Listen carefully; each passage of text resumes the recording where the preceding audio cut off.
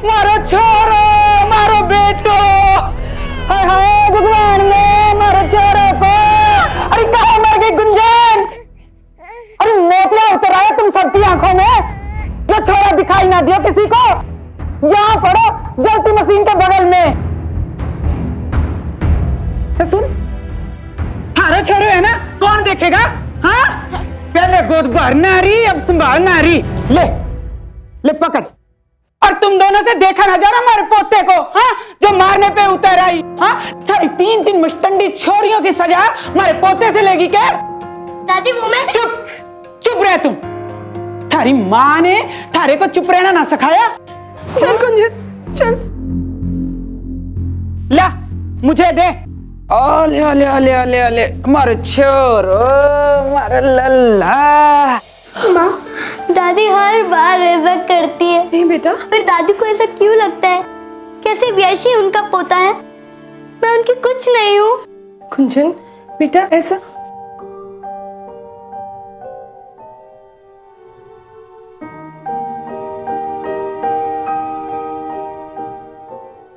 माफ करना रीमा, गुंजन अभी छोटी है, उसका ध्यान नहीं गया होगा। आज मेरी बेटी की वजह से तुम्हारे बेटे का कोई नुकसान हो जाता तो। नहीं दीदी। कहाँ बनेगा मेरा छोरा, कहाँ बनेगा मेरा पोता बड़ा होके कहाँ बनेगा? माँ होकर भी उसके लिए कुछ नहीं कर पाती हूँ। मेरी ही गलती है। 3 बेटियों को पैदा किया, अब बस पढ़ लिख जाएं, अपनी किस्मत खुद बनाएं। भगवान मेरी बच्चियों की मदद करो। वक्त हर पल बदल रहा है और समाज में आते बदलाव और उसकी तरक्की को देखकर बहुत खुशी होती है। आज हमारे यान मंगल ग्रह तक पहुंच गए हैं। हम समुद्र की गहराइयों को नाप रहे हैं, लेकिन अफसोस कि हमारे समाज का एक हिस्सा ऐसा भी है जहां आज भी लड़के और लड़की में भेदभाव किया जाता है, और यही भेदभाव अक्सर समस्याओं और अपराधों को जन्म देता है। राठी परिवार एक भरा पूरा खुशहाल परिवार था, तो फिर आखिर ऐसा क्या हुआ था कि जैसे उनकी खुशियों को किसी की नजर लग गई हो? हेलो हेलो,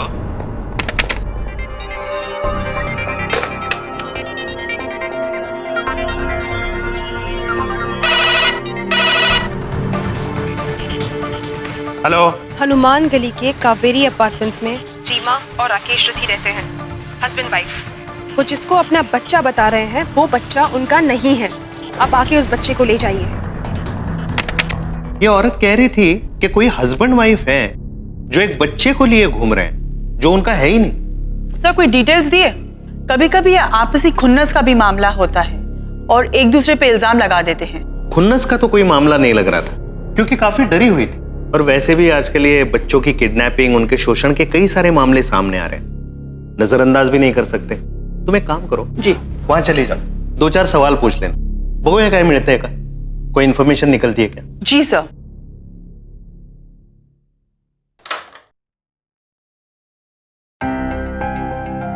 के बात से? नमस्कार माता जी, मेरा नाम सुशीला है। माता जी यहाँ पास में पल्स पोलियो प्रोग्राम का कैंप लगने वाला है। हम सब घरों से जानकारी इकट्ठा कर रहे हैं। आपके घर में कोई छोटा बच्चा हो तो उसकी जानकारी थोड़ी दे दीजिए। आजा आजा, भीतर आजा। जी बैठ। बच्चे का नाम? यश राठी। बच्चे की उम्र 4 महीने। जी। और जन्म की तारीख?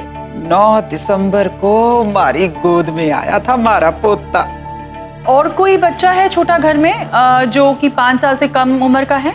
ना ना, और कोई ना। जी मेरी बेटी है, क्या थी 4 साल की है। चुप रहे, छोरियों को कोई जरूरत नहीं सही हो सबकी। जो भीतर जा। एक मिनट माता जी, लड़का हो या लड़की हो, दोनों को बराबर पल्स पोलियो की दवा पिलानी पड़ती है। क्या नाम बताया अपनी बेटी का? जी क्या थी। और क्या उम्र होगी? 4 साल। ठीक है, मैंने डिटेल्स नोट कर ली हैं। जब यहाँ पास में पल्स पोलियो का प्रोग्राम होगा तो अपनी बेटी को लेके जरूर आइएगा। हो गया थारा? लड़की जानकारी? चलो और घर हमें भी जाना होगा ना। चलो चलो चलो। बहुत जुबान चलने लग गई है थारी। जा भीतर जा। अरे सरिता, तुम्हें पता है वो एविंग वाली लड़की इंजीनियरिंग पास कर ली है। क्या बात कर रही हो? हाँ, टॉप आई है वो। लगता है आप बहुत थक गए हो। हाँ, वो बस दिन भर घूम घूम के पोलियो के लिए जानकारी लिखते रहो, और ये राठी के यहाँ तो बहुत टाइम लग गया। आप राठी परिवार गई थी? ये लोग तो बहुत अच्छे हैं। अरे रहने दे, ठाट तो रीमा के हैं। पहले बच्चा नहीं हो रहा था और अब देखो क्या क्या नहीं किया उसने बच्चे के लिए, पता भी है? मुझे तो याद है, उन्होंने मन्नत, हवन, मंत्र, तावीज सब कुछ ट्राई किया था। 6 साल तक बेचारे लोग कोशिश करते रहे पर कोई फायदा नहीं हुआ। शायद किसी डॉक्टर ने उनकी मदद की थी ना। चलो अच्छा हुआ, जैसे भी हो परिवार में खुशी तो आई। वैसे डॉक्टर का नाम क्या था? Doctor GS Hooda. Doctor Hooda? पूरा नाम क्या है? Sir doctor GS Hooda. GS Hooda नाव कुठेतरी ऐकलंय, शायद किसी केस में सुना है। जॉन, तुम एक काम करो, जरा इस हुड्डा के बारे में पता लगाओ। अरे ये तो बंद है। इकडे ये क्लिनिक क्यों बंद है? वो तो पता नहीं, पर हाँ यहाँ पर रेड हुई थी और उन्होंने सब सील कर दिया, तभी से ये क्लिनिक बंद है। और ये डॉक्टर हुडा, उन्हें तो पुलिस तभी पकड़ के लेके चली गई। हेलो, सुबह मैंने डॉक्टर हुड्डा के बारे में आपको पूछा था। असल में सर डॉक्टर हुडा एक अनाड़ी था जो लोगों को ठग रहा था। सर वो औरतों को कुछ दवाई देकर उनका मंथली साइकिल गड़बड़ कर देता, फिर कहता कि वो माँ बनने वाली है, और उसके बाद प्रेगनेंसी में कोई ना कोई प्रॉब्लम बताकर उन्हें कहता कि अबॉर्शन करना पड़ेगा, जबकि सर प्रेगनेंसी तो कभी थी ही नहीं। Okay okay, thank you for the information. पहले कहा जाता था कि बच्चे भगवान की देन है, लेकिन आज साइंस ने इतनी तरक्की कर ली है कि वो लोग भी जिनकी बच्चा पाने की उम्मीद लगभग मर सी गई थी, आज उन्हें भी ये खुशी मिल पाती है। आप जरूर अपनी खुशियों के लिए हाथ आगे बढ़ाएं और मदद लें, लेकिन इस बात का जरूर ध्यान रखें कि कहीं कोई आपकी भावनाओं के साथ खिलवाड़ तो नहीं कर रहा।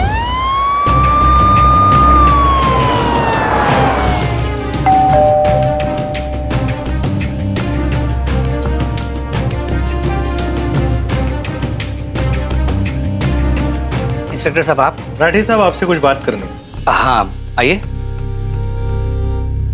रीमा,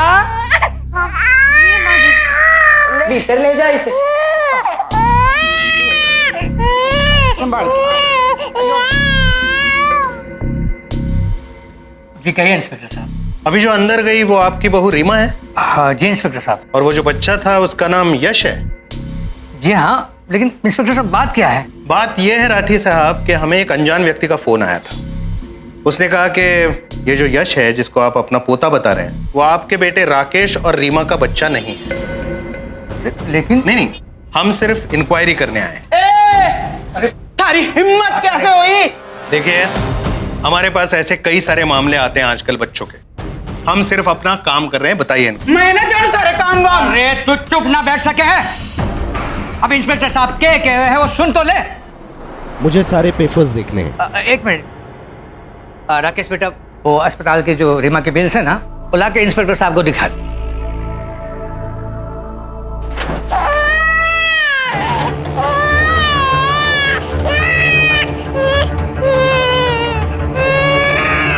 राकेश अरे रुक जाओ ना, एक तो पेपर नहीं मिल रहे। अब कहाँ से मिलेंगे पेपर? हाँ, टाइम आने पर किसी चीज की जरूरत हो तो मिले है तुझे। अरे ढूंढ रहा हूँ ना। हाँ तो ढूंढो जल्दी। आप कौन? क्या नाम है आपका? इंस्पेक्टर साहब, यो हमारी बड़ी बहू है।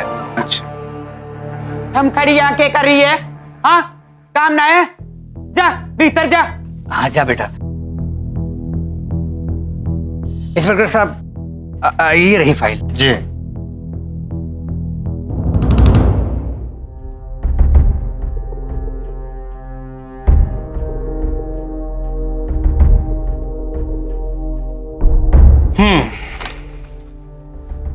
राठी साहब, आपको क्या लगता है किसका फोन होगा?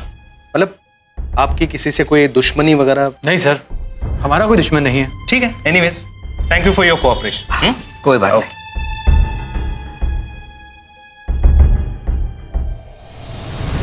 हाँ, क्या लग रहा है? फोन कॉल झूठा है या राठी झूठ बोल रहा है? सर वैसे राठी के पेपर्स वगैरह तो सब बराबर हैं, पर शायद कोई फंसा रहा हो उन्हें। लेकिन एक बात तो पक्की है, डॉक्टर हुड्डा फ्रॉड था। इसका मतलब है उसके इलाज से डेफिनेटली रीमा मां नहीं बन सकती। तो फिर सर वैसे उनके घर का माहौल तो काफी अजीब था, पर प्रॉब्लम क्या थी ये कुछ समझ नहीं आया। मला पण वाटलं थोडंसं, दोनों बहुएं काफी डरी हुई थी। सास ससुर से डरती है शायद। सर वैसे आपको याद है वो राकेश राठी ने अपने को जो मेडिकल बिल्स और फाइल्स दिखाई थी, वो किसी आशा फर्टिलिटी एंड मैटरनिटी क्लिनिक की थी। क्यों ना हम वहां जाके कुछ पता करें, शायद हमें कुछ मिल जाए। यस, चलो। सो जा मेरा बच्चा, मम्मा किसी को तुझे ले जाने नहीं देंगी। पता नहीं किसकी नजर लग गई है हमें। एक मुश्किल खत्म नहीं होती कि दूसरे पहले आके सर पे खड़ी हो जाती है। तुम ऐसा क्यों सोच रही तो फिर कैसा सोचूं? हमने कितनी पूजा की, कितनी मिन्नतें की भगवान से, क्या क्या नहीं किया राकेश। उसके बाद मुझे मेरा बेटा मिला है। पर राकेश ऐसा फोन किया किसने होगा?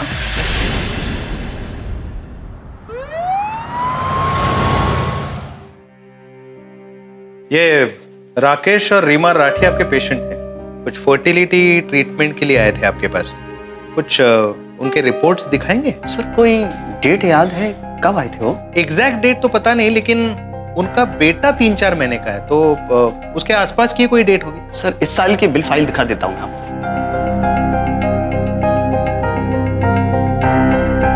देखिए सारी रिपोर्ट्स हैं सर इसके अंदर।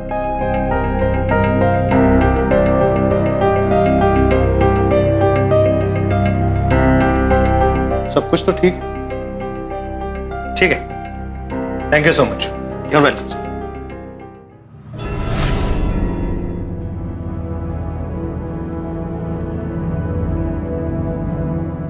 सब पेपर्स बराबर थे, एकदम ऑर्डर में। एक मिनट, सिवाय एक चीज के। वो क्या सर? आओ।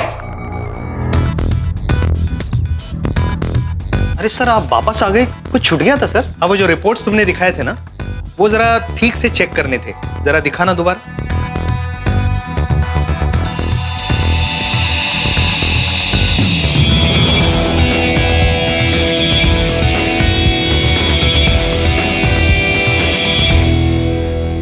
इसमें तो गड़बड़ है।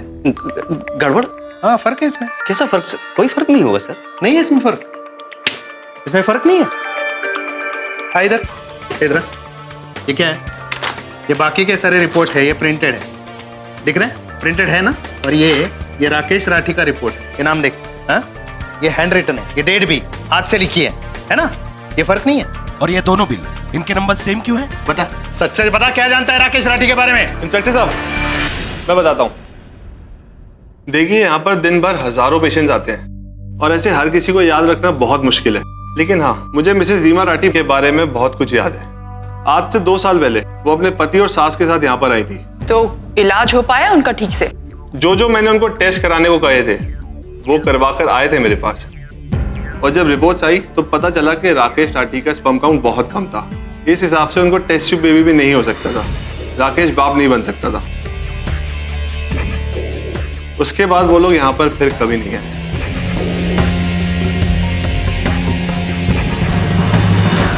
जो बिल्स और रिपोर्ट्स तूने दिखाया है 4 महीने पहले के डिलीवरी के, उसके बारे में सच बोलेगा यार? सर 6 महीने पहले राकेश राठी मेरे पास आए थे। और कृष्णा कैसा है? आप कैसे हैं? अरे मैं ठीक हूँ, बाप बनने वाला हूँ। मुबारक हो। अरे तेरे लिए मिठाई लाया हूँ। Thank you. कृष्णा थोड़ी हेल्प चाहिए थी। कैसी हेल्प? अरे ये भी रख। सर उसने मुझे बताया था कि उसकी बीवी माँ बनने वाली है।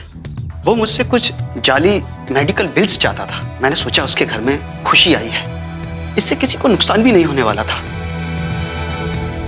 जरा से पैसों के लिए तुमने इतना बड़ा जुर्म किया। तुम्हें पता है इसकी सजा क्या है? लोग इतने भरोसे के साथ तुम्हारे पास आते हैं, अपनी सारी कमजोरियां शेयर करते तुम्हारे साथ, और तुम हो कि जरा से पैसों के लिए। सर मुझसे गलती हो गई, मुझे माफ कर दो सर। इसका मतलब है राकेश राठी हमसे झूठ बोल रहा था, वो तो बाप बन ही नहीं सकता। एक स्त्री और पुरुष जब साथ आते हैं तो उनके बीच में एक रिश्ता बनता है, और उस रिश्ते के अंश मिलकर बच्चे का जन्म होता है। और जब दोनों में से किसी एक का भी अंश कमजोर हो तो बच्चे का होना मुश्किल या फिर नामुमकिन हो जाता है। राकेश का अंश यानी कि स्पर्म काउंट बहुत ही कम था, तो फिर ये बच्चा हुआ कैसे? और कौन थी वो महिला जो बार बार पुलिस को फोन करके इस मामले में हुई गड़बड़ी के बारे में आगाह कर रही थी?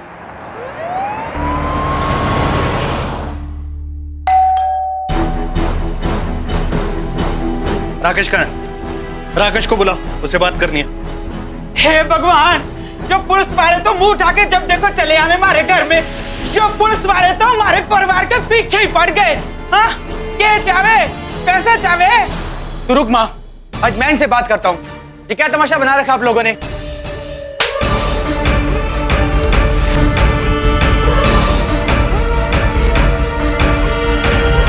हवा में उड़ना बंद कर और सीधे सीधे हमारे सवालों का जवाब दे, और इस बार एकदम सच। इंस्पेक्टर साहब, मैं आपको सब सच बताता हूँ, प्लीज मेरे साथ चलिए।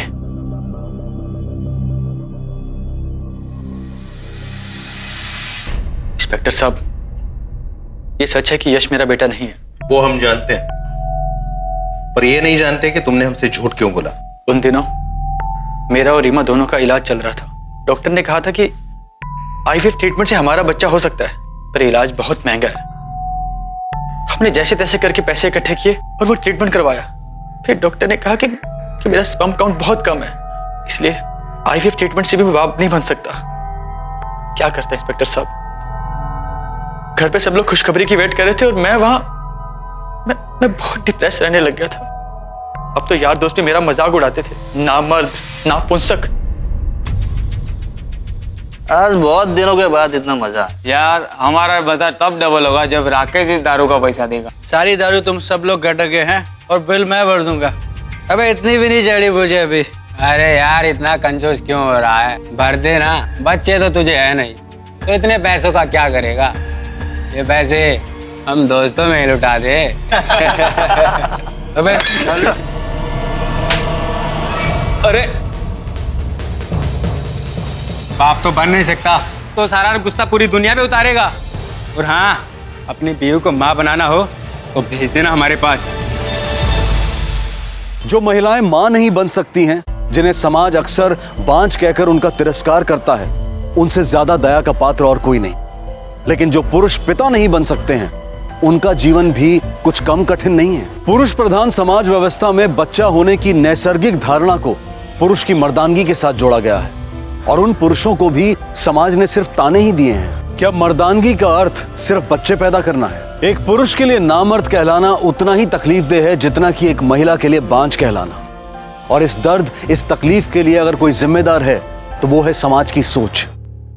बड़ी बहू ने तो पहले ही छोरियों की लाइन खड़ी कर दी, अब ये दूसरी भी पोते का मुंह ना दिखा रही। मारे को तो लग गया कि जैसे भगवान ने मारी किस्मत ही मोड़ दी।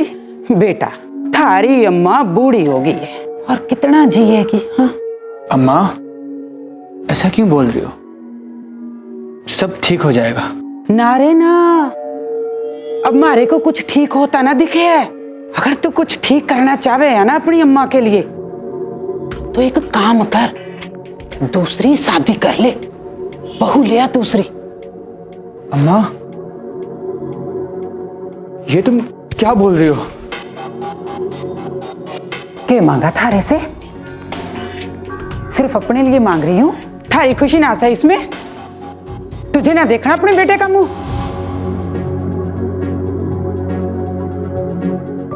मान ले अपनी अम्मा की बात, छोरी मारी देखी हुई है, घनी सुंदर है।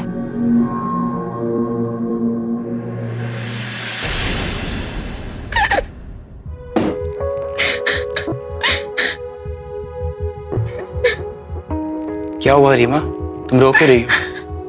वो अम्मा कह रही थी ना आपकी दूसरी शादी के बारे में। लड़की भी देख ली है कि आप दूसरी शादी करेंगे। चुप करो रीमा, ऐसा कुछ भी नहीं है। हम अपनी शादी में भी बुलाएंगे, क्या घर से भी निकाल देंगे?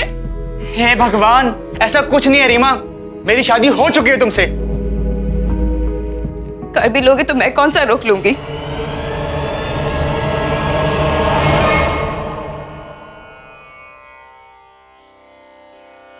बाबा बहुत कष्ट है, मदद करो हमारी।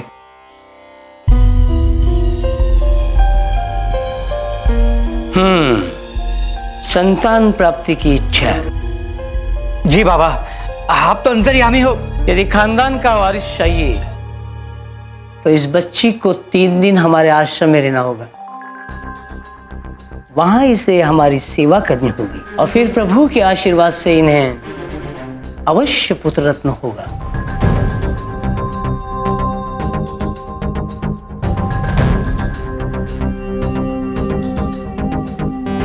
जी बाबा, आप जैसा कहेंगे हम वैसा ही करेंगे। बस बाबा, हमें आपके आशीर्वाद चाहिए।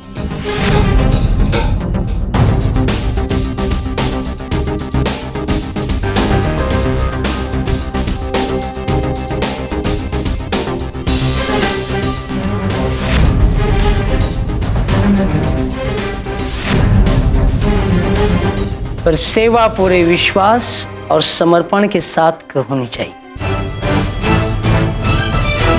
नहीं, मैं नहीं चाहूंगी कोई आश्रम कोई सेवा करने के लिए। रीमा, कहा ना, नहीं होगा मुझसे ये सब।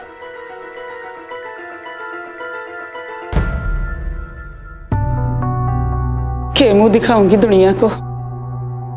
ये औरतां ने हमारे को स्वर्ग में न जाने देना। बस पोते का मुंह देखना चाहूं।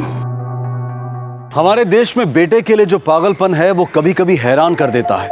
सिर्फ बेटा ही हमारे बुढ़ापे का सहारा है या हमारे वंश को आगे बढ़ा सकता है, ऐसी दकियानूसी सोच अच्छे खासे इंसान को भी बहका देती है, जिसका फायदा हर तरह के नीम हकीम और पाखंडी बाबा उठा लेते हैं। राठी परिवार में भी यही दबाव अब रीमा और राकेश पर भारी पड़ने लगा था और वो इस दबाव में कुछ ऐसा करने जा रहे थे जो पूरे परिवार के लिए खतरनाक साबित हो सकता था। रात दिन अम्मा के ताने रीमा को, कमरे में रीमा का रोते रहना, और बाबूजी वो अलग से लगे हुए हैं। मैं चारों तरफ से घिर गया था। क्या करता इंस्पेक्टर साहब, क्या बताता लोगों को कि मेरा बच्चा नहीं हो सकता।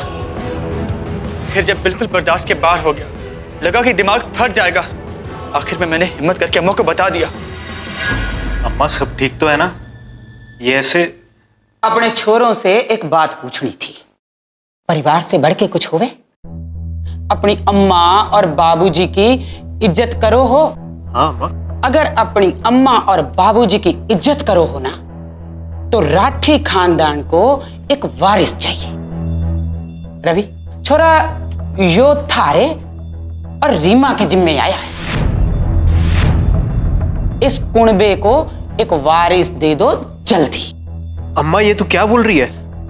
परिवार में एक दूसरे का साथ देना पड़े है। अम्मा मैं समझ सकता हूँ जो तू कह रही है, मगर किस्मत के लिखे को तो हम नहीं बदल सकते। उसे तो हमें मानना ही होगा। थारे से ज्यादा दुनिया देखी है मन्ने, अब तू सिखाएगा मन्ने दुनियादारी। छोरों के बिना घर खाली होवे हैं, खंडर होवे हैं। छोरियां किस काम की? तो अपने घर चले जाना। छोरों के साथ घर आबाद होवे हैं, नस्ल आगे बढ़े हैं। और तारा भाई दुनिया भर के ताने सुन रहे हैं, उसके लिए थारी कोई जिम्मेदारी होवे के ना? अम्मा बच्चा गोद भी तो ले सकते हैं। आजकल तो बहुत कुछ होवे छोरा दुनिया में। पता नहीं किसका गंदा खून, गंदी नस्ल, कौन जात। ऐसे कैसे किसी के छोरे को घर में ले आऊं और ढोल पीट पीट कर तमाशा बना दूं अपने खानदान का? अम्मा घबराओ, घर की बात से घर में ही रहेगी। बस मारे को जल्दी से पोता दे दो।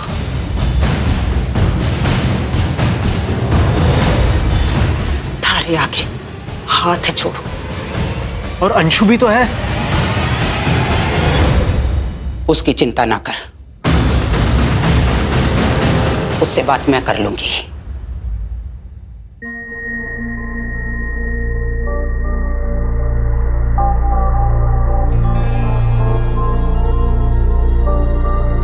रीमा, हाँ मुझे तुमसे कुछ बात करनी है। हाँ बोलो ना।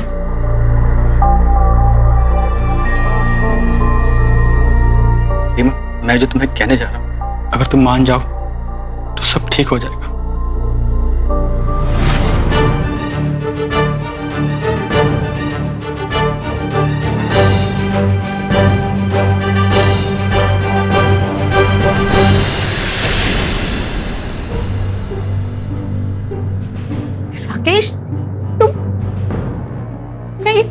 रीमा, रीमा और कोई चारा नहीं है। या तो आश्रम में जाओ उस बाबा के पास, इसे तुम बिल्कुल नहीं जानती, या फिर भाई के पास जो इसी परिवार का है। बोलो क्या करो? हो क्या तुम्हें राकेश? मैं नहीं जाऊंगी, मैं कहीं नहीं जाऊंगी। ध्यान से सुनो मेरी बात, मैं किसी के पास नहीं जाऊंगी।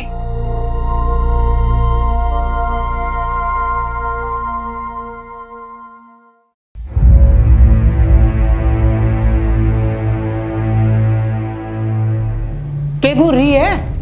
एक बात याद रखना, यो बात किसी से मत बोलना। अगर किसी से बोली तो ये तीनों छोरियों के साथ घर से बाहर जाना पड़ेगा। और सुन, मैं अपने छोरे रवि का दूसरा ब्याह कर दूंगी। अब थारी मर्जी कि चुप रहेगी कि मुंह खोलेगी। हाँ, सोच विचार कर ले।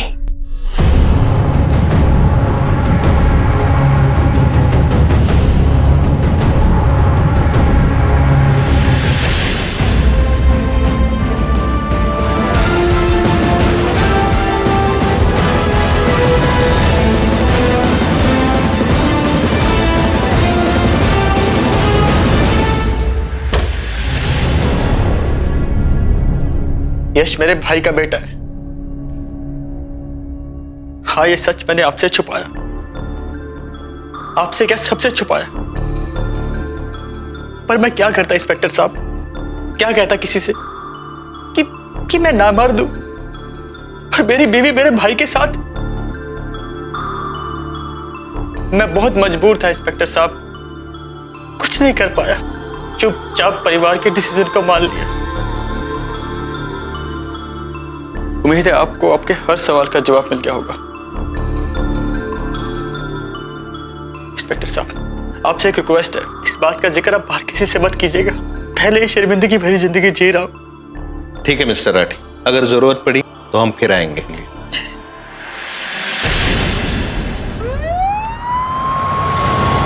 मारा वारिस, मारा पोता, दादी का लल्ला, आज तो इसका नाम रखा गया है।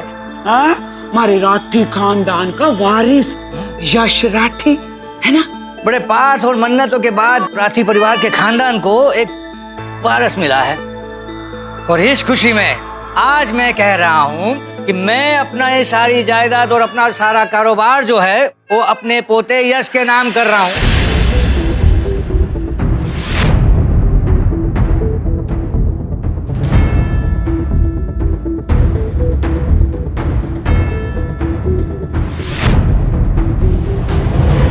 पिता की संपत्ति पर बेटे और बेटी दोनों का बराबर का हक है और कानून भी इस बात को मान्यता देता है। लेकिन आज भी हमारे समाज में ऐसे लोग हैं जिनके लिए परिवार की विरासत सिर्फ बेटे के लिए है। अंशु की बेटियां भी राठी परिवार का हिस्सा थी, उनका भी अपने दादाजी की वसीयत पर पूरा हक था, लेकिन सब कुछ राकेश के बेटे यश के नाम कर दिया गया। क्या यह अंशु और उसकी बेटियों के साथ अन्याय नहीं था? अक्सर हम भूल जाते हैं कि एक अन्याय दूसरे अन्याय को जन्म देता है और जिससे सिर्फ अपराध ही उभर कर आता है। सर, ये हमारे एरिया के खोए हुए बच्चों का डेटा है। पिछले 6 महीने में संख्या काफी बढ़ गई, और सर ये लास्ट 6 मंथ्स की केस लिस्ट है, जिसमें से 11 केसेस अभी भी अनसॉल्व्ड हैं। और सर एक और बात, ये 4 केसेस हैं, दूसरे स्टेशंस ने हमसे हेल्प मांगी है।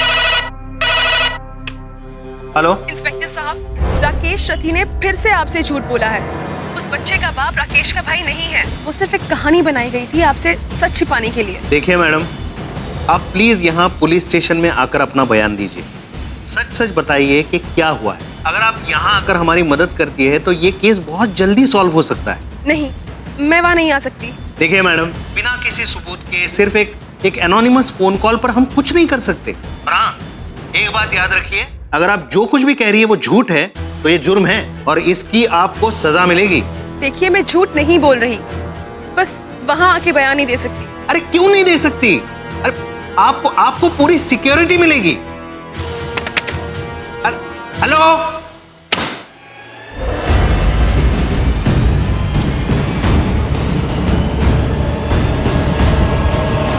क्या हुआ सर?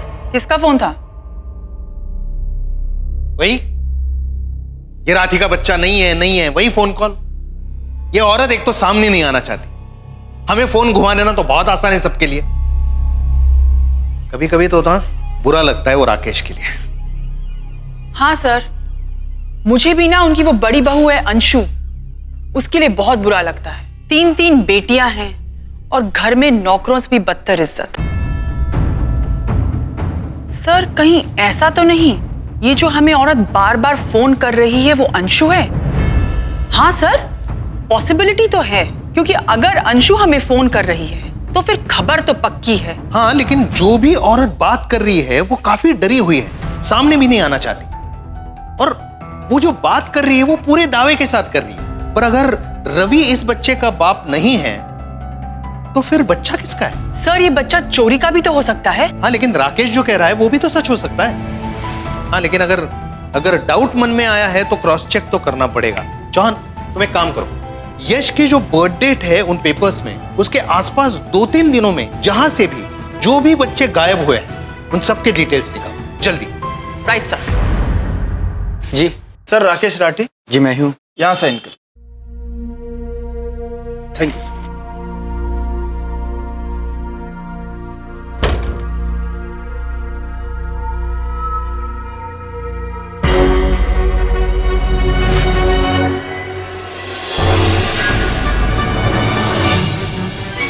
क्या हुआ राकेश?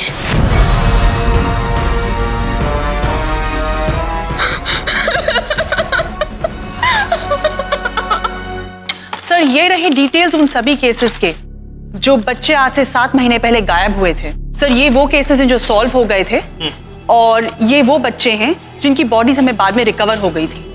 सर ये एक और केस है जो अनसॉल्व्ड है। तो इस केस के बारे में हमारे पास क्या इन्फॉर्मेशन है? सर ये बच्चा 7 महीने पहले कंस्ट्रक्शन साइट से गायब हुआ था। इसकी माँ वहाँ पे अंडर कंस्ट्रक्शन बिल्डिंग में काम कर रही थी और अपने बेटे को नीचे लिटा के रखा था।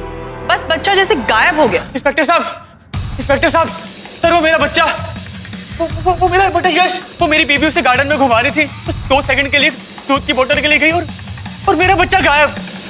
सर मुझे लगता है कि मेरा कोई दुश्मन मेरे पीछे लग गया है, वो मेरे बच्चे को उठाकर ले गया। सर डीएनए टेस्ट का ऑर्डर आया। अरे सर मैं तो वो भी करवाने के लिए तैयार था। सर मेरा बच्चा मुझे ला दो सर।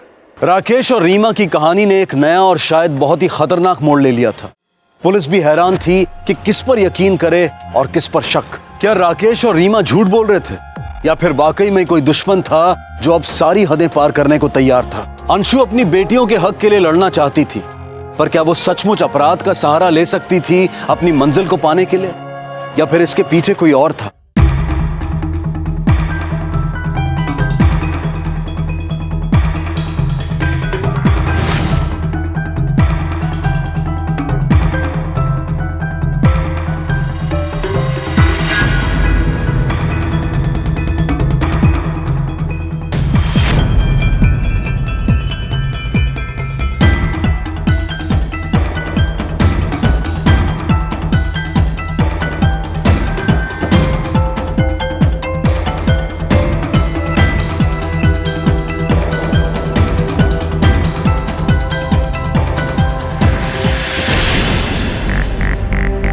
हाँ साहेब, एड्रेस भी सेंड कर दो तुम्हाला।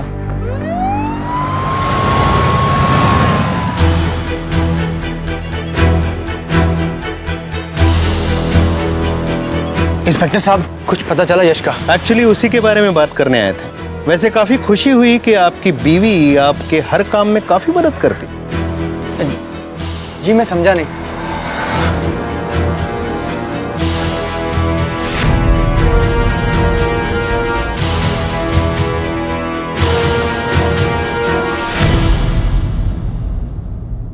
क्या करता इंस्पेक्टर साहब, कोई रास्ता बचा ही नहीं था। डीएनए टेस्ट का ऑर्डर देखकर मैं बहुत डर गया था, इसलिए अपने ही बच्चे का किडनैप हो गया। ये कह दिया आपसे। अपने बच्चे का? इंस्पेक्टर साहब मैं आपको सब बताता हूँ, सच। क्या हुआ? कोर्ट का ऑर्डर आया है, यश का डीएनए टेस्ट करवाना पड़ेगा। हे भगवान, ये कौन है जो हमारे छोरे के पीछे ही पड़ गया? इसका इंतजाम करना ही पड़ेगा। अगर एक बार डीएनए टेस्ट हो गया तो सारी बात खुल जाएगी। अगर खुल भी जाएगी तो क्या हो गया? थारी पुलिस वालों से तो बात हो रखी है ना कि जो छोरो थारे भाई का है। अम्मा तो समझती क्यों नहीं है? ये छोरा भाई का नहीं है।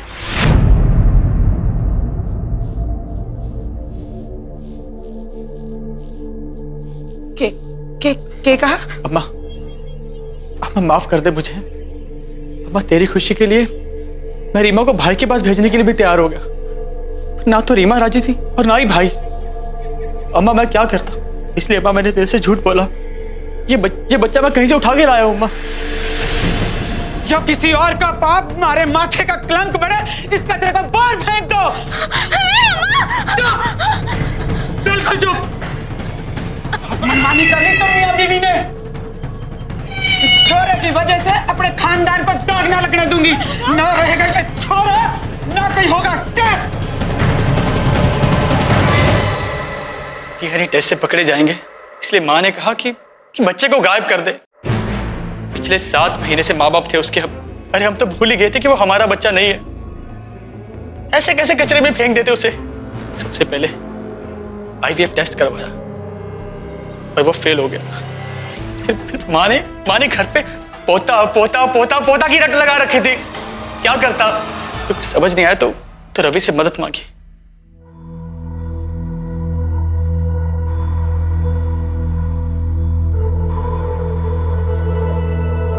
रीमा, मैं तुम्हारी हालत समझ सकता हूँ।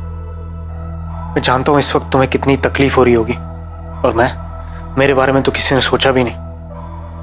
मुझे माफ करना रीमा, मैं तुम्हारी मदद नहीं कर पाऊंगा। इससे तो बेहतर यही होगा कि मैं अपनी बीवी और बेटियों को लेकर यहां से कहीं दूर चला जाऊं।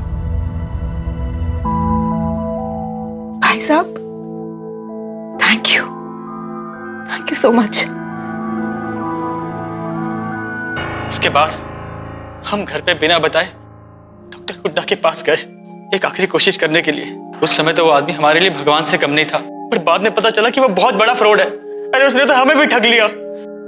कहा कि रीमा प्रेग्नेंट है, मां बनने वाली है, पर कोई बच्चा नहीं था। सब झूठ था। मैं तो पूरी दुनिया को बता चुका था कि मैं बाप बनने वाला हूं। अब क्या करेंगे राकेश? अम्मा और बाबूजी तो घर घर जाके ढिंडोरा पीट के आ गए कि वो दादा दादी बनने वाले हैं। कुछ नहीं होगा। पर कल को जब सबको पता चलेगा कि मैं मां नहीं बनने वाली हूँ, तब क्या मुझे फिर से तुम्हारे भाई के पास या उस साधु बाबा के पास भेज दोगे? हाँ, बकवास बंद करो अपनी।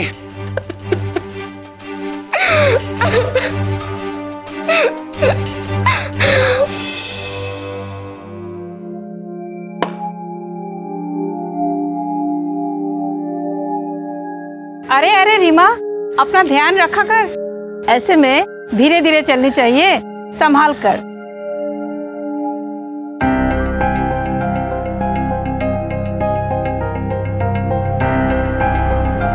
रीमा ये क्या कर रही हो? अरे बेल्ट बहुत टाइट है, मुझे खुजली होती रहती है। रीमा क्यों मेरा जीना हराम कर रही हो तुम? सब कुछ तुम्हारे लिए तो कर रहा हूं। पूरे परिवार से झूठ बोला मैंने। भगवान के लिए इस बेल्ट को हमेशा पहन के रखा करो।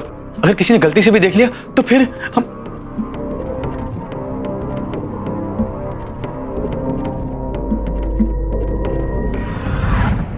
गलती का तो कुछ सवाल ही नहीं था इंस्पेक्टर साहब।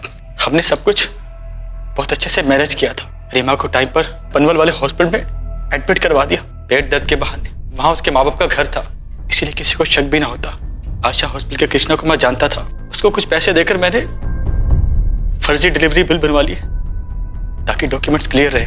बस मुझे एक बच्चा पैदा करना था, उसके लिए भी मैंने सोच लिया था। प्लानिंग तो वाकई कमाल की थी, लेकिन अब क्या हुआ? इज्जत भी गई, बच्चा भी गया। तुम जैसे पढ़े लिखे लोग इस तरह की हरकतें करते हो, शर्म नहीं आती तुम्हें? इंस्पेक्टर साहब, दिमाग जैसे खत्म हो गया था, कुछ समझ में नहीं आ रहा था। घर पे 24 घंटे बच्चा बच्चा बच्चा। हम तो लुट गए इस बच्चे के चक्कर में। राकेश एक पढ़ा लिखा नौजवान था, अच्छे बुरे की समझ थी उसे। काश उसने अपने माँ बाप के दबाव में आकर ऐसी घिनौनी साजिश को अंजाम ना दिया होता तो आज वो सलाखों के पीछे नहीं होता। बच्चे की चाह सबको होती है, लेकिन उसके लिए हम किस हद तक जा सकते हैं वो हद हमें ही तय करनी है। सास के तानों और पति के छोड़ देने के डर ने रीमा की जुबान बंद कर दी थी, लेकिन ममता की आस लगाए बैठी रीमा को एक बार भी इस बात का ख्याल नहीं आया कि वो किसी दूसरी मां का बच्चा छीन रही थी। राकेश अपने ऊपर लगी नामर्दानगी की तोहमत को हटाने में इतना उलझ गया कि बिल्कुल एक सीजन्ड क्रिमिनल की तरह उसने किसी और का बच्चा चुराने का जाल बुन लिया। नई जिंदगी का सफर शुरू करने के लिए बहुत खुश और उत्साहित राकेश और रीमा का एक गलत कदम उन्हें आखिर सलाखों के पीछे ले गया। इच्छा करना, उम्मीदें रखना, ये बिल्कुल सही है, लेकिन उन्हें पूरा करने के लिए जुर्म का रास्ता अपनाना ये कतई सही नहीं है। इसी विचार के साथ मैं अनूप सोनी आपसे विदा लेता हूं। फिर मुलाकात होगी अगले एपिसोड में और खुलासा करेंगे एक और जुर्म का। तब तक अपना और अपने परिवार का ख्याल रखें और देखते रहें क्राइम पेट्रोल डायल 100। सबक एक को, सीख हम सबको। जय हिंद।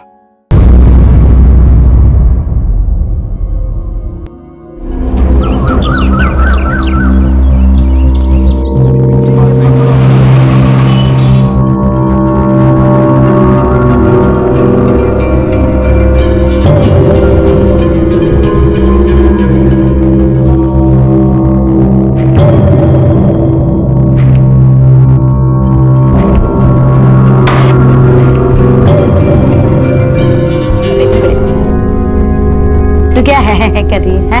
पांडरा रसा बना के रख, बाद में भरत की खिटखिट खिटखिट नहीं चाहिए क्या?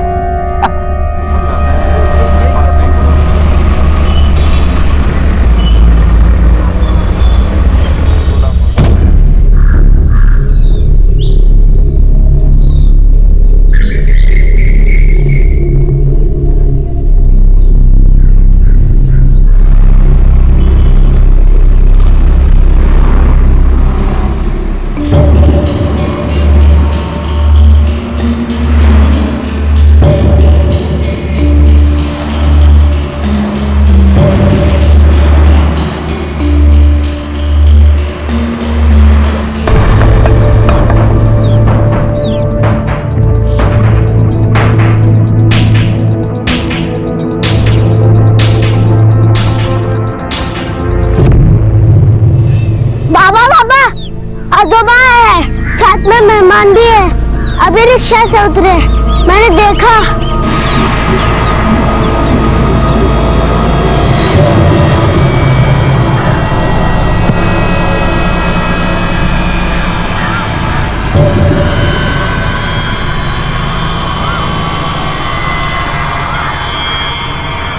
₹40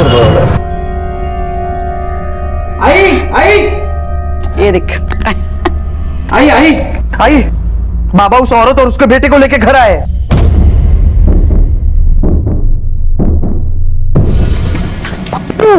पीछे वाले दरवाजे से जा, विवाह को बुला के ला जा। भाई, अगर तुमने अपनी उस सौतन को आज अंदर लिया ना, तो देखना लाशें गिरेंगी। आओ, एक बार फिर से सोच लो, ऐसा घर में जाना ठीक होगा क्या? सब लोग क्या कहेंगे? मुझे बहुत डर लग रहा है। क्यों डर रही है तू? हाँ? अरे ये मेरा घर है, यहाँ मेरी बात कोई टालेगा नहीं।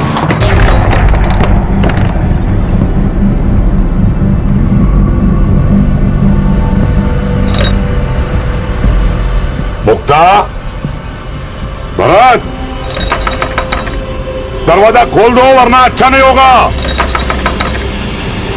अरे तुझे किसने कहा दरवाजा खोलने के लिए? श्रीधर के कम था 50% का हिस्सेदार, ये और एक बार इस पकड़ के लाए। मेरी जान चली जाएगी ना तो भी मैं इसे घर में घुसने नहीं दूंगी। मुक्ता, मैं कह रहा हूं दरवाजा खोल दो वरना अच्छा नहीं होगा। मैं दरवाजा तोड़ दूंगा। अरे क्या लड़की जैसे खेल रहे हो? कुछ जान नहीं इसमें। नीचे गिरा उसको, गिरा, दबा उसको, दबा दबा। क्या खेल रहे हो तुम लोग? नीचे दबा उसको, दबा। तुम्हें क्या लगता है तुम लोग दरवाजा नहीं खोलोगे तो हम लोग के अंदर नहीं आएंगे क्या? बाबा, बाबा जाने दो, हमें पता था ये लोग हमें अंदर नहीं आने देंगे। जाने दो ना, हम चले जाते हैं। आप आपकी तबीयत खराब करके मत लीजिए, मत चिल्लाइए। कहीं नहीं जाओगे तुम लोग, ये मेरा घर है, यहाँ सिर्फ मेरी मर्जी चलती है।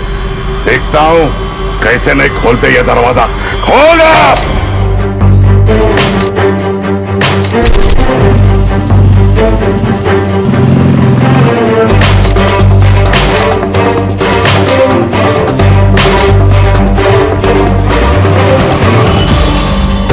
बाबा, पापा जाने दीजिए। अरे कैसे जाने दो, आज तो यह दरवाजा मैं तोड़ के रखूंगा।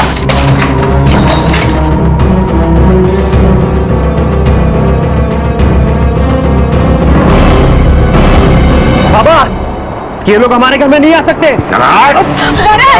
तेरा नहीं, ये मेरा घर है। यहाँ तू भी मेरी मर्जी से और ये भी मेरी मर्जी से। चल गया? नहीं नहीं, ऐसे नहीं जाने दूंगी। ऐसे कैसे जाओगी? चल मैं बोल रहा हूँ, कोई नहीं रोकेगा मुझे। छोड़ मेरे को।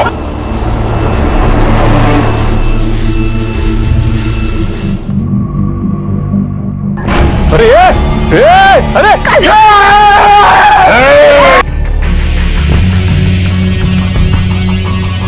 सीधा रुक जा, इससे मुसीबत और बढ़ेगी। नहीं काका, मैं आज इस झगड़े की जड़ को ही काट दूंगा। रुक जा भैरव, तू रुक्मिणी और रघु को लेकर अंदर जा, मैं संभालता हूँ इसे। चल चल चल, और सब लोग यही रखना, कोई आना नहीं। सीधा कुल्हाड़ी दे इधर, कुल्हाड़ी दे इधर। चल, पागल मत बन।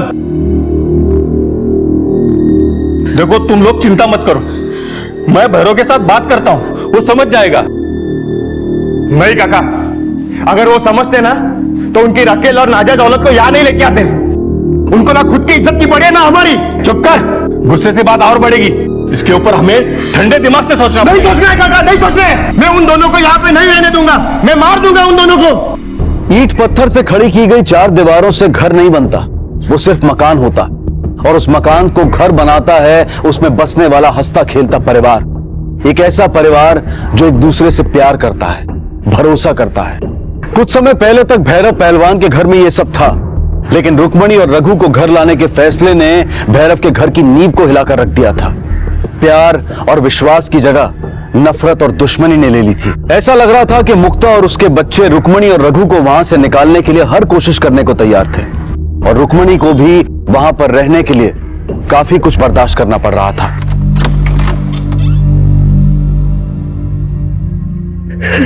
क्या हुआ, क्यों रो रही है? किसी ने कुछ बोला क्या?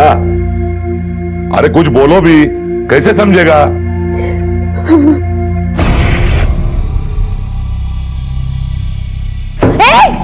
क्या कर रही है? बाबा तुम्हें घर में लाए हैं, इसका मतलब ये नहीं कि तुम कहीं पर भी घुसो। रसोई घर से दूर रहना हम लोगों से भी, समझी क्या? चल जा। मुझे भूख लगी है, कल रात से। तेरी औकात भी नहीं है यहाँ खाना खाने की। चल निकल बाहर, जा खुद का इंतजाम कर। चल निकल। कुछ भी दे दो, चक्कर आ रही है मुझे भूख से।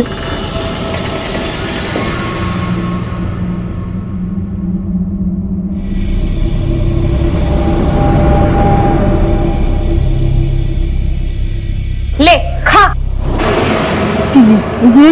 ये तो बासी। हाँ तो पुरान पोली बना के खिलाती हूँ तुझे।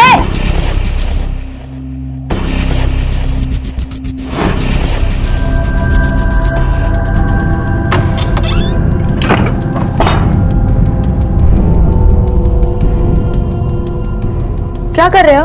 हट। अरे कहाँ जा रहे हो? सुनो ना मेरी बात, क्यों जा रहे हो ऐसे? हाँ वहां मत जाओ, सुनो ना।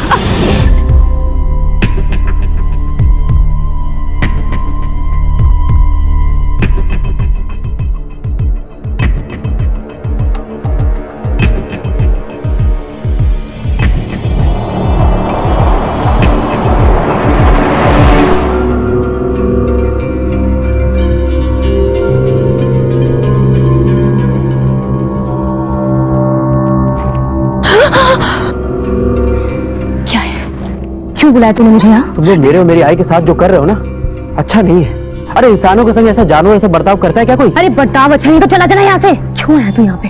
तुझे मालूम था मैं यहाँ पे रह रही हूँ? अरे नहीं मालूम था, आई के कहने पे आया। अब समझ आ गया है ना? जा अपनी आई को भी समझा दे, तुम दोनों का यहाँ ज्यादा दिन तक रहना ठीक नहीं है। मेरा देवर और पति तुम दोनों के टुकड़े करके इसी कुएं में डाल देगा, और किसी को कानो कान खबर तक नहीं मिलेगी, समझा?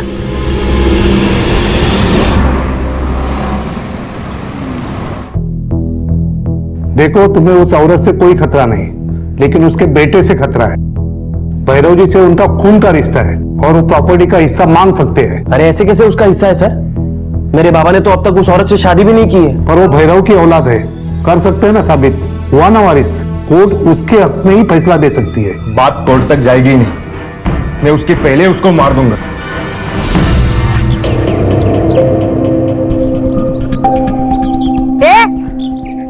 देख क्या रही है? कल रात को झूठा मूठा उनको रो के दिखाया तो मुझे छोड़ के तेरे पास आ गए। चल निकल, ये जो तेरे कपड़े हैं ना, तेरे कमरे में जाके सुखा। चल चल निकल। तेरी ऐसे हरकतों की वजह से वो तुझे छोड़ के मेरे पास आए होंगे। आई, इसकी हिम्मत तो देखो, कैसे बकवास कर रही है। हमारे ही घर में रह के हम ही पे भौंक रही है। वाह, तुम दोनों मुझसे बहुत छोटी हो, जरा तमीज से बात करो। मैं तेरे साथ बात ही क्यों करें? चल निकल, अभी कैसे निकल मेरे घर से। मैं कहीं नहीं जाऊंगी, वो मुझे यहाँ लेकर आया। और तुम होती कौन हो? मैं इस घर की मालकिन हूँ, उसकी बीवी हूँ, उसके 2 बच्चों की माँ हूँ। निकल। मैं भी उसकी बीवी हूँ, उसके बच्चे की माँ हूँ। अच्छा सुना, मुझे खुद की जैसे रखेल बना रही है। अभी दिखाती हूँ तुझे, पकड़ के रखो इसे।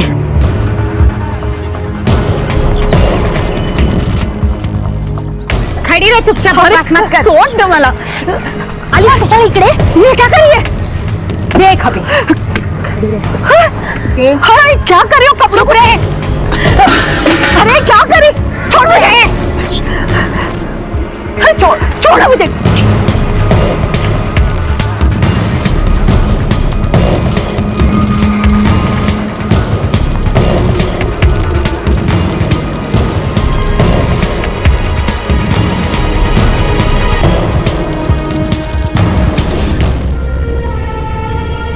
आई ये क्या कर रही है? हम अब यहाँ नहीं रहेंगे। आई भागना बेवकूफी है। सुन आई, मेरी बात सुन। अरे पर रघु। आई बात सुन मेरी। आई मैं वकील के पास गया था, उसने मुझे बताया कि अगर मेरा बाबा के साथ खून का रिश्ता है तो जितना हक इस प्रॉपर्टी पे भरत और श्रीधर का है उतना ही हक मेरा भी है। अब समझी आई, ये लोग हमसे इतना डरते क्यों हैं? क्योंकि उनको भी ये बात मालूम है और मुझे मेरा हक तभी मिलेगा जब हमारा यहाँ कब्जा हो। अगर हम घर छोड़ के गए ना तो एक फूटी कौड़ी नहीं मिलेगी। अब देखना आई, मैं मेरा और तेरे अनादर का बदला कैसे लेता हूं इनसे। जान का खतरा होने के बावजूद भी रघु और रुक्मणी ने भैरव पहलवान का घर नहीं छोड़ा, क्योंकि अब वो जान चुके थे कि जायदाद में उनका भी हिस्सा है और अगर उन्होंने वो घर छोड़ दिया तो हो सकता है कि उन्हें वो हिस्सा ना मिले। भैरव के अलावा उन दोनों को वहां पर कोई नहीं देखना चाहता था। हालात बद से बदतर हो गए थे, झगड़े अब षड्यंत्र की शक्ल लेने लगे थे। और फिर एक दिन एक ऐसी घटना घटी जिसके बारे में शायद किसी ने भी नहीं सोचा होगा।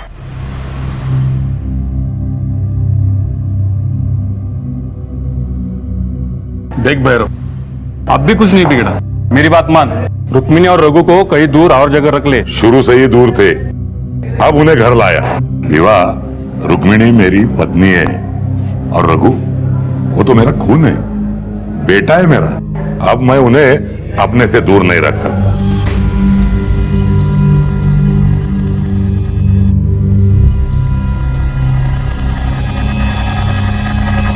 क्या तुझे दिख नहीं रहा है जो चल रहा है? अरे सब एक दूसरे के खून के प्यासे हो गए।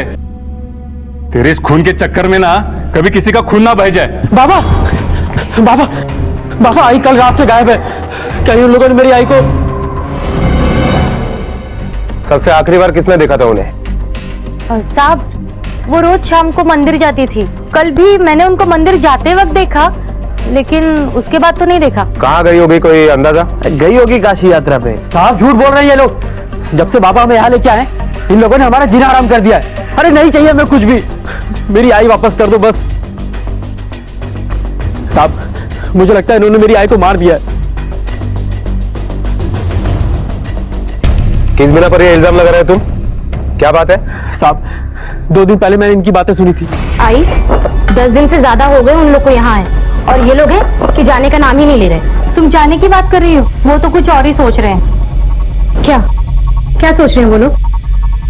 वकील से भी मिलकर आए हैं, रघु और उसकी माँ। आई दोनों सलाह कर रहे थे कि घर में कब्जा करके हिस्सा मांगेंगे और वकील ने कहा कि रघु भी वारिस है। उन दोनों को तो घर की धूल भी ना ले जाने दूं मैं। हिस्सा मांग के तो देखे, जहर दूंगी, दोनों को मार डालूंगी और पीछे वाले कुएं में फेंक दूंगी। रुक्मिणी के बेटे रघु को परिवार पर शक है। उसका कहना है कि परिवार वालों ने उसे गायब किया। रुक्मिणी को गायब हुए अभी 2 दिन भी नहीं हुए हैं। हो सकता है कहीं चली गई हो किसी रिश्तेदार के पास। तो फोन का स्टेटस क्या है? सर फोन स्विच ऑफ आ रहा है। उसके फोन की लास्ट लोकेशन पता करो और उसकी फोटो आसपास के सारे पुलिस स्टेशन में भेज दो। Okay sir.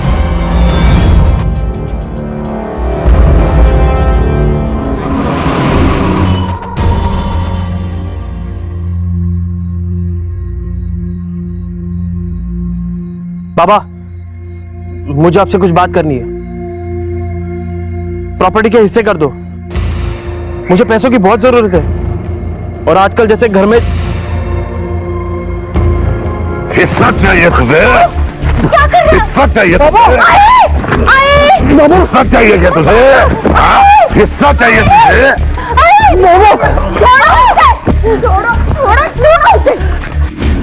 अपना बच्चा है ना, अपने बच्चे को मार डालोगे क्या?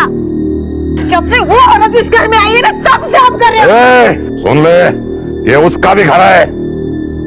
अब तो मुझे भी ये लग रहा है कि तुम लोगों ने उसे मार दिया है। अब तक तो नहीं किया है, पर अगर वो लोग हमारी बर्बादी के बारे में सोचेंगे ना, तो उन दोनों माँ बेटों को गायब कर दूंगा, चाहे मुझे फांसी क्यों ना हो जाए। माँ बेटों को गायब कर देगा तू? मैं समझाती हूँ, चल ना। मुझे पैसे चाहिए, चल, पैसों की जरूरत है। अरे चल तू।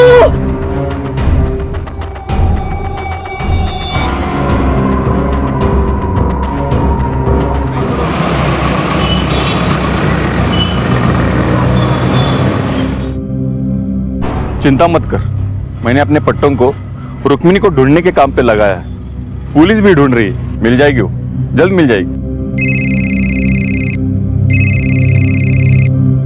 हाँ बोल।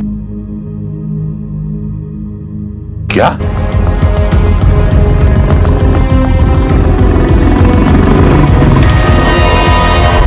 क्या हुआ था आपके साथ, कुछ याद है?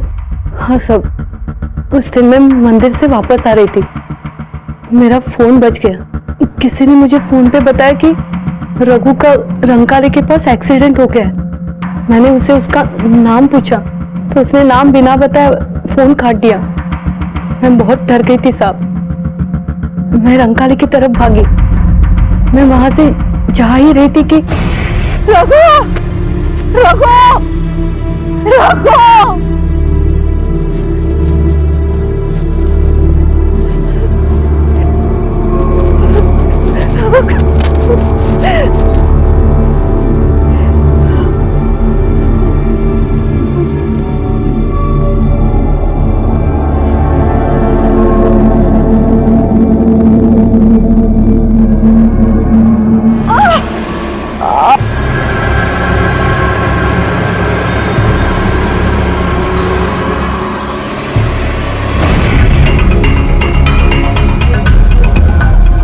तो कहाँ थी आप 2 दिन तक? एक दिन तक मैं उसी खेत में बेहोश पड़ी रही। फिर अगले दिन उसी खेत के मजदूरों ने मुझे उठाया और अपनी झोपड़ी में लेके गए। फिर वही लोग मुझे यहाँ लेकर आए। 2 दिनों तक आपने किसी को फोन करने की कोशिश भी नहीं की, क्यों? साहब, उसी दिन से मेरा फोन गायब था। मैं कैसे किसको फोन करती साहब? फोन का लास्ट लोकेशन पता किया? सर ये सच बोल रही है, क्योंकि जो लास्ट नंबर आया था वो स्टेशन के सामने वाले पीसीओ का नंबर था। हमने पूछताछ की पर 2 दिन पहले यहाँ से कॉल की गई थी। मुझे उसके सारे कॉल डिटेल्स चाहिए। 2 दिन पहले दुकान पर कौन था? मैं ये पीसीओ संभालता हूँ। यहाँ तो लोग बहुत आते जाते हैं, कैसा पता चलेगा किसने कॉल किया? और मैं तो अंधा हूँ, मैं कैसे बता सकता हूँ आपको? घोटाले किसी ने जानबूझ के उसी दुकान से फोन किया था जिससे पता था कि उस दुकान का मालिक उसे पहचान नहीं पाएगा। इसका मतलब है कि वो जो भी कोई है उसे इस इलाके की पूरी जानकारी है। वो ये भी जानता है कि रुक्मिणी शाम को मंदिर जाती है। घोटाले कोई घर का ही आदमी है। लेकिन हमारे पास कोई एविडेंस तो है नहीं। कोई बात नहीं, आज नहीं है, कल जरूर मिलेगा।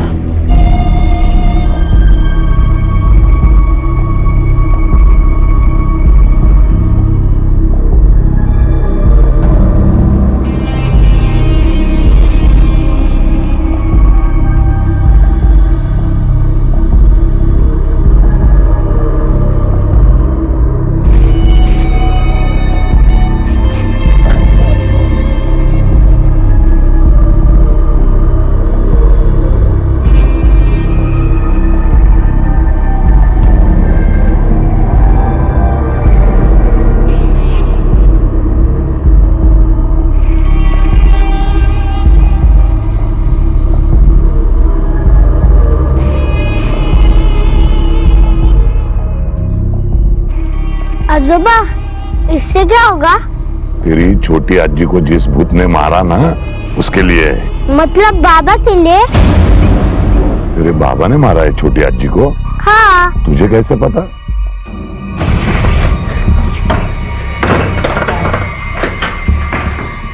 क्या हुआ तुम्हें?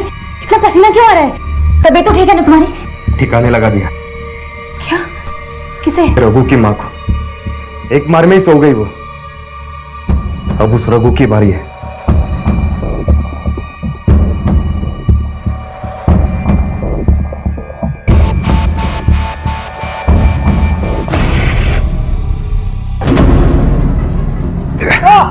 इतनी चर्बी चढ़ी है ना तो मुझसे लड़ना। उठ उठ। क्या कर रहे हो? अरे छोड़ो उसे।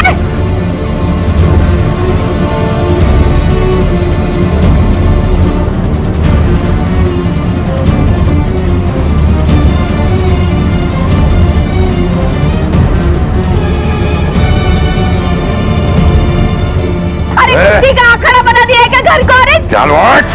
बात चल रही है तुझमें। बाहर चल। आजा बेटा।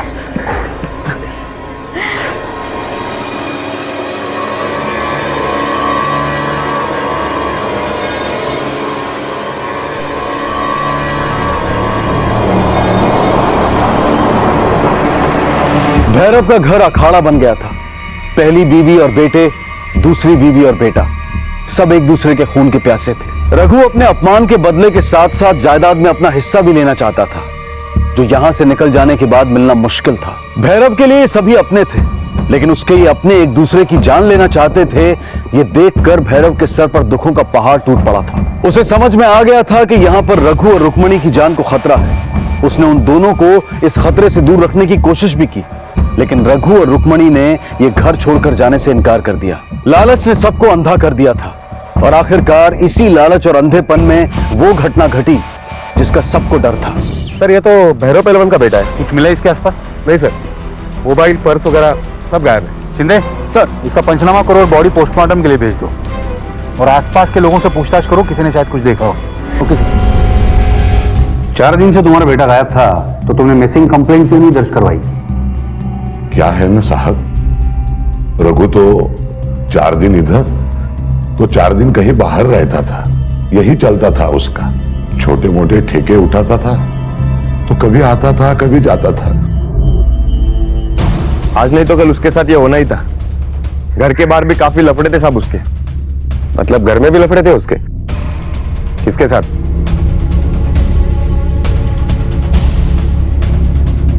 तुम्हारे मुताबिक वो लड़का कैसा था? गुंडा था वो, और उसके दोस्त लोग भी गुंडे थे। शायद किसी ने हाथ साफ किया होगा उस पर। मैं तो बाबा को हमेशा बोलता था उसको घर से निकाल दो। बड़ा ठेकेदार बने घूमता था वो। कहीं ऐसा तो नहीं कि तुमने उसके ऊपर हाथ साफ किया है? साहब ये क्या बोल रहे हो? मैं तो उस गुंडे से बात भी नहीं करता था। साहब झूठ बोल रहे हैं लोग। इन्होंने ही मारा है मेरे बच्चे को, पैसों के जायदाद के चक्कर में। इन लोगों ने मिलके मारा है मेरे बच्चे को। मार दिया है मेरे बेटे को साहब, मार दिया साहब।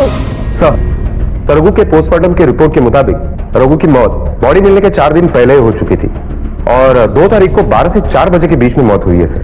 रघु के मोबाइल की कोई इंफॉर्मेशन? नहीं सर, उसका मोबाइल 2 तारीख से बंद है, और रुक्मिणी का कहना है कि उसके घर वालों ने ही रघु का खून किया है। हाँ वो तो पता है। सारे घर वालों से पूछताछ करके पता करो कि 12 से 4 के बीच में कौन कहाँ था। Okay sir. हाँ सर, बरदा दुकान पे आते हैं, लेकिन सिरदर्द वो कभी नहीं आते।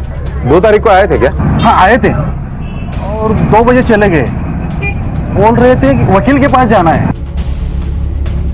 हाँ, वो मेरे पास कंसल्ट करने आता था, लेकिन 1 मिनट, डायरी देखनी पड़ेगी।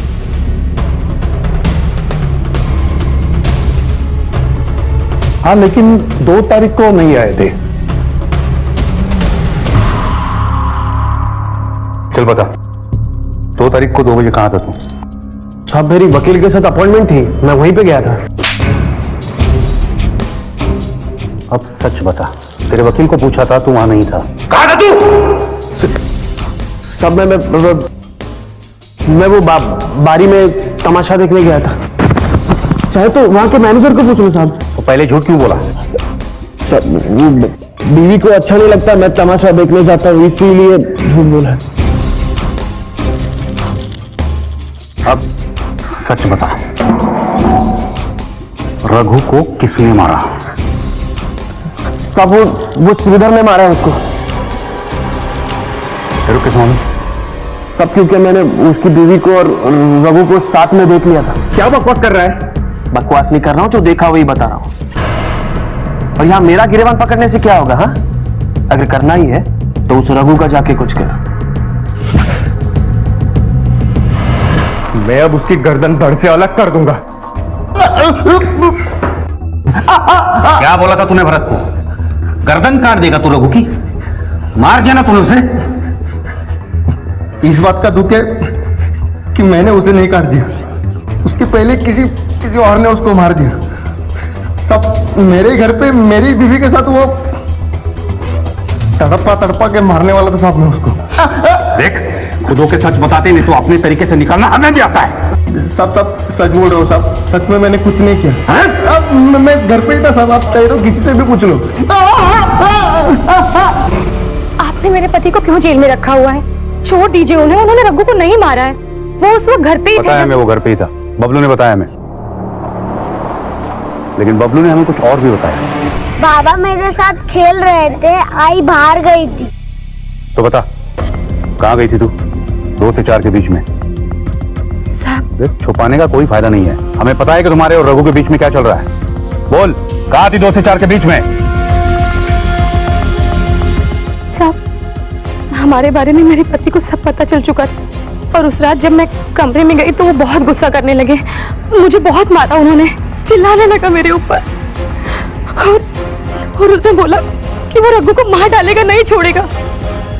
मैं बहुत डर गई थी। मैं उस दिन रघु से ही मिलने गई थी, ये कहने कि वो ये घर छोड़ दे।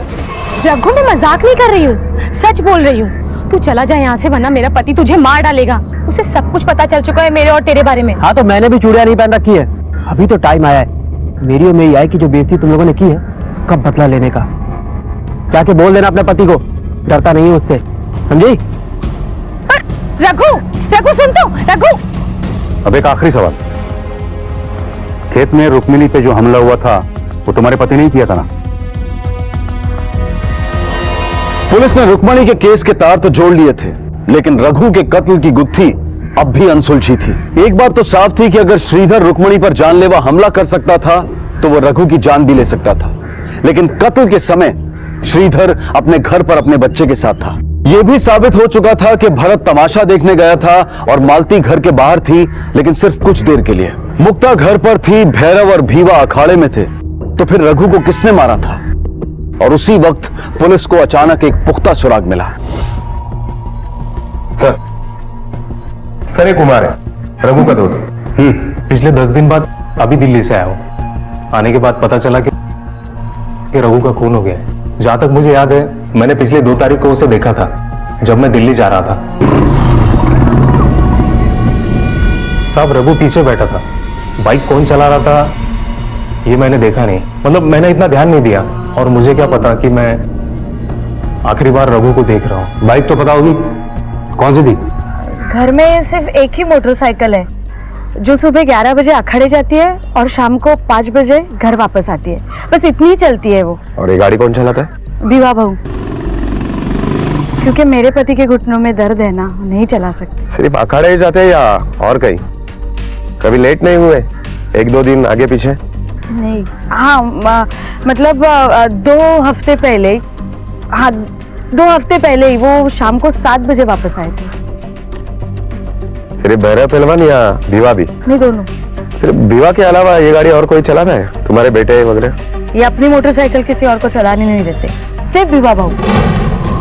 क्या वो भीवा पहलवान की गाड़ी यहाँ सर्विस के लिए आती है? हाँ साहब, भिवावस्तर गाड़ी इधर ही सर्विसिंग करवाते हैं, महीने में एक बार तो आती है। पिछले महीने आई थी? हाँ, आए तो थे। किलोमीटर तो चेक किए होंगे ना? हाँ साहब।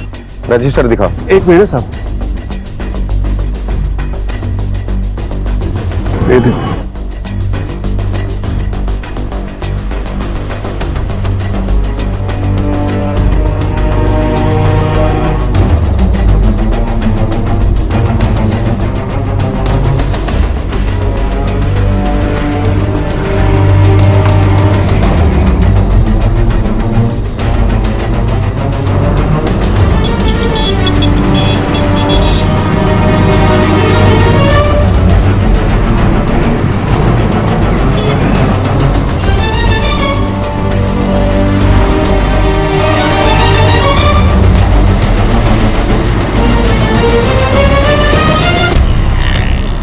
अखाड़े से घर की दूरी है 12 किलोमीटर और शनिवार रविवार को छोड़ के महीने के हर दिन वो अखाड़े जाता है।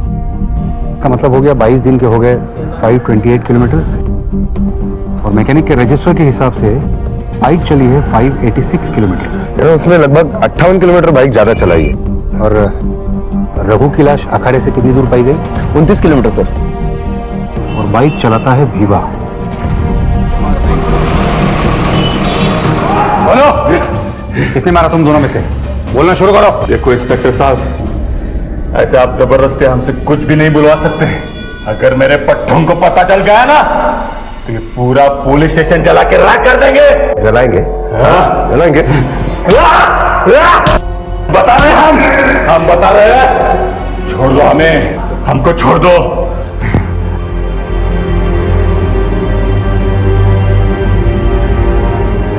ये दादागिरी नहीं चलेगी, नहीं चलेगी, नहीं चलेगी। हमारे उस्ताद को छोड़ दो, छोड़ दो। क्या चल रहा है ये सब? अगर हमारे उस्ताद को आपने उंगली भी लगाई तो ये पुलिस स्टेशन जलाकर राख कर देंगे। देखो आप लोग जो समझ रहे हो वैसा कुछ भी नहीं है। ये सिर्फ एक रूटीन पूछताछ है। अच्छा अंद्रे,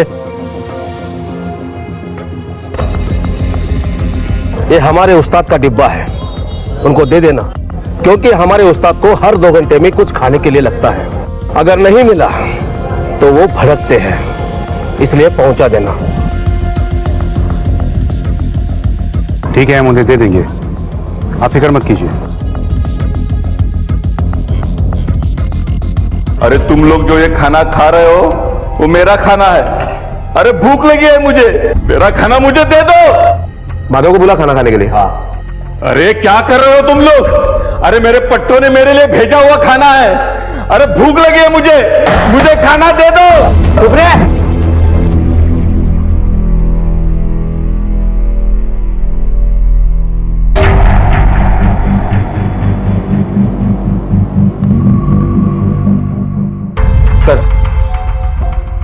सर 12 घंटे हो गए, दोनों को कुछ खाने को नहीं दिया है।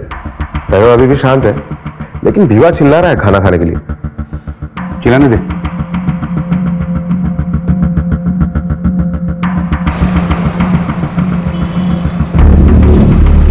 खाना दे दो। सोना खाना खा लो। अरे ये मेरा खाना है। अरे दे दो मुझे खाना। अरे खाना दे दो मुझे, खाना दे दो। अरे और भूखा नहीं रह सकता, खाना दे दो मुझे।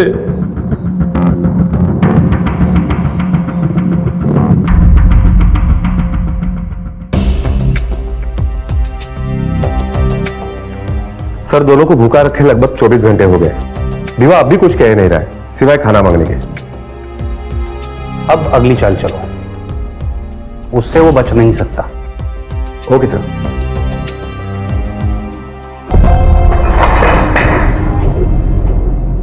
चलो चलो बाहर चलो। तुम्हें छोड़ देते हैं, तुम्हारी जमानत हो गई। क्या? अरे साहब उसे क्यों छोड़ रहे हो? मुझे क्यों यहां पर रखा है? मुझे भी छोड़ दो साहब। अरे उसके घर वाले हैं, उन्होंने जमानत दे दी, इसलिए छोड़ रहे हो उसे। तुम्हारा कौन है? तुम सुनो यहीं पर भूखे, और 2 दिन तक तुम्हें खाना नहीं मिलेगा। अरे भैरव कुछ खाएगा?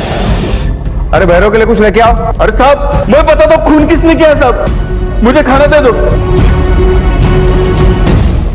मैं बता दो खून किसने किया साहब, मुझे खाना दे दो।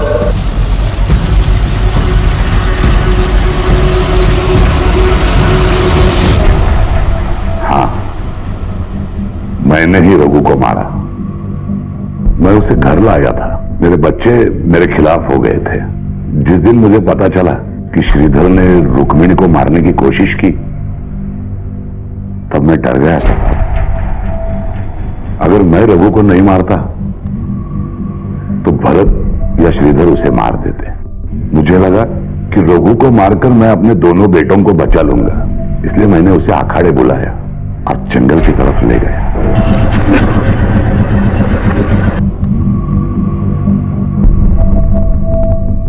रघु। हाँ बाबा। वो देख जामुन का पेड़, डायबिटीज के लिए अच्छा होता है। तेरी आई के लिए लेके जाएंगे। तू एक काम कर, तू जामुन तोड़, जब तक मैं एक गाड़ी लगा कर आता हूं। ठीक है बाबा।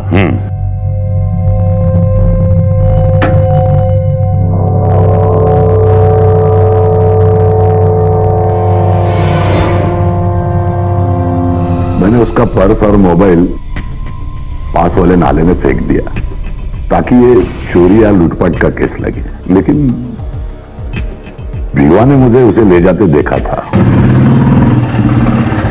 इसलिए मुझे भीवा को सब बताना पड़ा। सच छुपता नहीं है पहलवान, आज नहीं तो कल वो सामने आ ही जाता है। असली गुनहगार था भैरव, जिसने पहले दूसरी शादी की और फिर रुक्मणी और रघु की तरफ अपने गिल्ट से बचने के लिए दोनों परिवारों को एक दूसरे के ऊपर थोप दिया, बिना ये सोचे कि इसका अंजाम क्या होगा। ये कुछ ऐसा ही था जैसे पेट्रोल और आग को एक साथ रखकर यह उम्मीद की जाए कि धमाका ना हो, और इस सब में अपनी जान गंवानी पड़ी बेकसूर रघु को। कहते हैं कि हकीकत कहानी से ज्यादा भयानक होती है। एक बाप ने अपने बेटे को मार दिया, लेकिन गलती किसकी थी? क्या मुक्ता और उसके बच्चों की, जिनके सर पर एक वारिस लाकर खड़ा कर दिया गया, या फिर रघु की, जो अपने पिता के साथ एक सम्मान की जिंदगी जीना चाहता था? भैरव ने गलती को छुपाने के लिए इतनी बड़ी गलती की कि सब कुछ तबाह हो गया, और भैरव आज सलाखों के पीछे है। रुक्मणी को भैरव के बेटों ने घर से निकाल दिया। वो आज भी कोल्हापुर की गलियों में भटकती भीख मांगती नजर आती है। भीवा को गुनाह छुपाने के लिए 5 साल की सजा हुई और भैरव को हत्या के लिए उम्र कैद। याद रखें, रिश्तों को उलझने ना दें, और अगर कभी उलझ भी जाएं तो सही समय पर सही तरीके से उसे सुलझाने की कोशिश करें। अब मैं अनूप सोनी आपसे विदा लेता हूं, फिर मुलाकात होगी अगले एपिसोड में और खुलासा करेंगे एक और जुर्म का।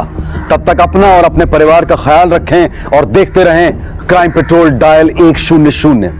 सबक एक को सीख हम सबको।